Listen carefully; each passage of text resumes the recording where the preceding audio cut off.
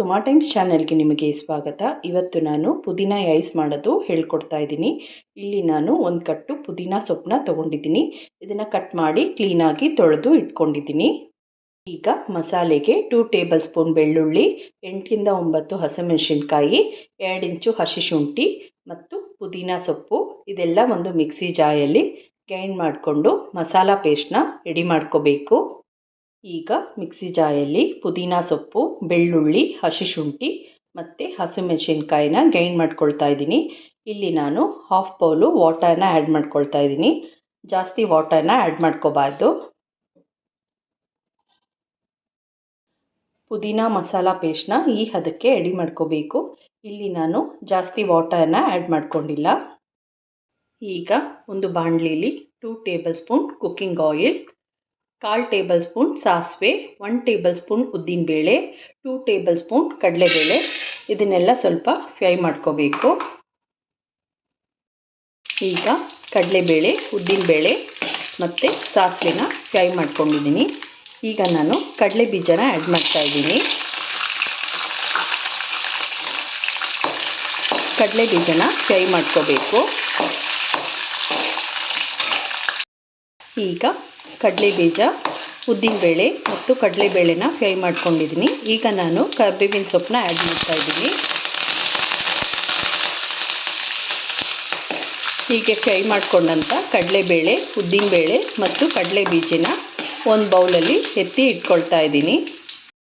ಈಗ ಒಗ್ಗರಣೆ ಮಾಡ್ಕೊಂಡಂಥ ಎಣ್ಣೆಗೆ 1 ಇಂಚು ಚಕ್ಕೆ, 1 ಏಲಕ್ಕಿ, 2 ಲವಂಗ ಇದನ್ನು ಆ್ಯಡ್ ಮಾಡ್ಕೊಳ್ತಾ ಇದ್ದೀನಿ.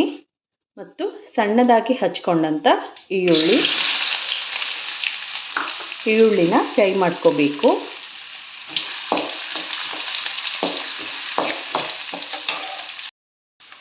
ಇಲ್ಲಿ ನಾನು 1 ಬಿಗ್ ಆನಿಯನ್ ತೊಗೊಂಡಿದ್ದೀನಿ. ಈಗ ನಾನು ರೆಡಿ ಮಾಡ್ಕೊಂಡಂಥ ಮಸಾಲ ಪೇಸ್ಟ್ನ, ಪುದೀನ ಮಸಾಲ ಪೇಸ್ಟ್ನ ಆ್ಯಡ್ ಮಾಡ್ಕೊಳ್ತಾ ಇದ್ದೀನಿ. ಪುದೀನ ಮಸಾಲೆ ಪೇಸ್ಟ್ನ ಒಗ್ಗರಣೆಯಲ್ಲಿ 5 ಮಿನಿಟ್ಸು ಬೇಯಿಸ್ಕೋಬೇಕು. ಈಗ ಪುದೀನ ಮಸಾಲ ಪೇಸ್ಟ್ನ ಆನಿಯನ್ ಒಗ್ಗರಣೆಯಲ್ಲಿ ಬೇಯಿಸ್ಕೊಳ್ತಾ ಇದ್ದೀನಿ. ಗ್ಯಾಸ್ ಸ್ಟವ್ನ ಸಿಮ್ಮಲ್ಲಿ ಇಟ್ಕೊಂಡು ಮಸಾಲ ಪೇಸ್ಟ್ನ ಬೇಯಿಸ್ಕೋಬೇಕು. 1 tablespoon salt, 1/2 tablespoon garam ಮಸಾಲಾನ ಆ್ಯಡ್ ಮಾಡ್ತಾ ಇದ್ದೀನಿ. ಪುದೀನ ಹಸಿ ವಾಸನೆ ಹೋಗೋವರೆಗೂ ಮಸಾಲ ಪೇಸ್ಟ್ನ ಬೇಯಿಸ್ಕೋಬೇಕು.